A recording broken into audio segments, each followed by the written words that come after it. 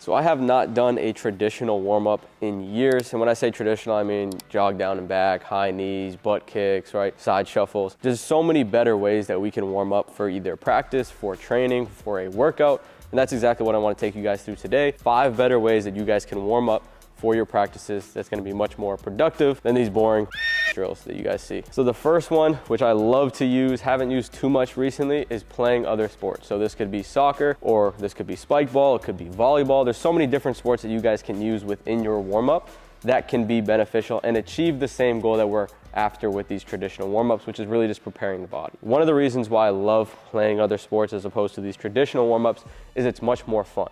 One thing that you'll immediately find when you do this, oh, we're playing spike ball, we're playing soccer, is you see kids smile.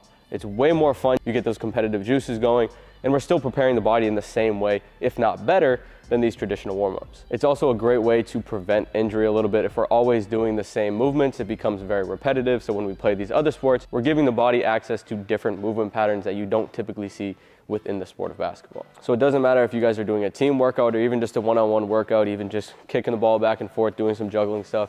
This is a great way to warm up, prepare the body, and allow the kid to have fun and not making these warm-ups so damn repetitive. So the second warm-up that I really love to use is creativity, freestyle, or even coordination challenges. This is a great way to just warm up the body and then also really challenge the mind. The thing you see with this traditional warm-ups, there's usually not a ball involved and there's usually no skill involved. So to give you guys a couple examples that I will do personally, if I have a one-on-one session, I'll give them some constraints and allow them to just go off of that. So I might say, all right, we're gonna go cross, between, behind.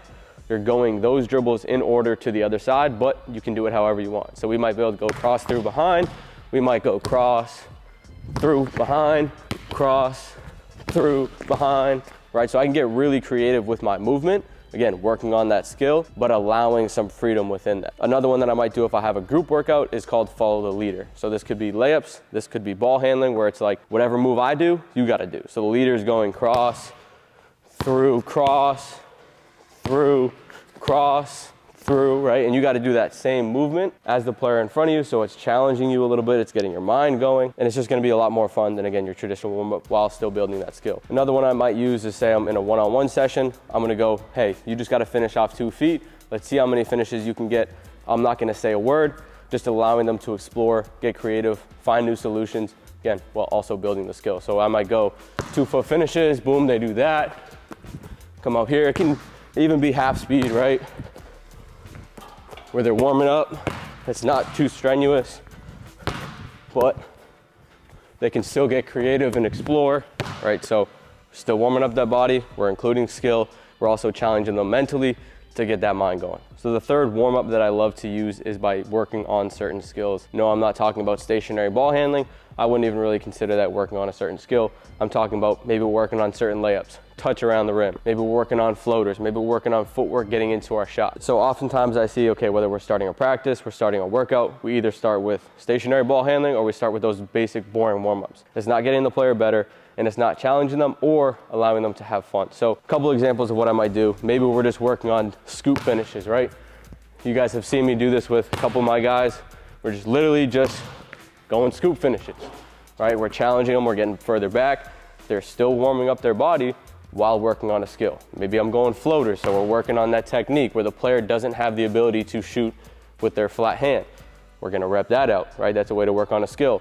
Maybe they don't have their footwork down, so all we're just gonna work on is just a bunch of 1-2 stops. So we're boom, 1-2, get into a shot. So we're challenging them mentally, we're working on skills, we're warming up the body. Again, we're getting everything involved where we're actually progressing the player as opposed to just maintaining and just getting the player warmed up. So the fourth warm-up that I love to use, I use this one very often, almost on a daily basis to some degree, is games that involve the basketball. Simplest one is tag. Other simple one you guys can do could be dribble knockout. There's so many different variations to tag, right? Maybe you guys do tag in the chest. Maybe you got to do tag with the ball. Maybe you got to do some other variation, right? The best part about this, you're still warming up the body. You're getting them used to the movements on the court, starting, stopping, dribbling, but we're also kind of working on that perception action at the same time.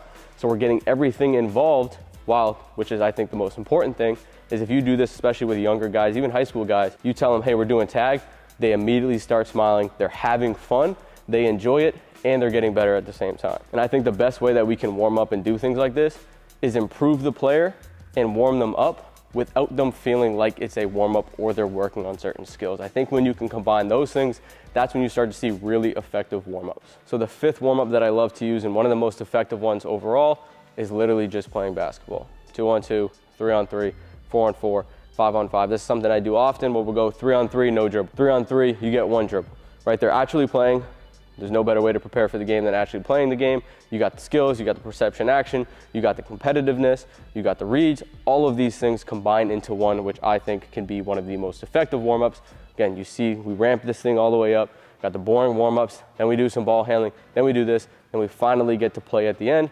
When we can implement that right at the beginning, players are immediately going to be enjoying themselves more, having more fun, and getting much more benefit. You're gonna have a much better practice if you guys can start with a more beneficial warm-up. So with this one, you might not want to go full throttle right into it. Maybe you start 2-on-2, a very dumbed down version, then it's starting to build up, then you go right into it, going full speed, and then by then they should be warmed up. So as you guys notice throughout all of these different warm-ups, the main pillars that we wanna make sure are in these warm-ups is A, having fun. I think this is the most important part.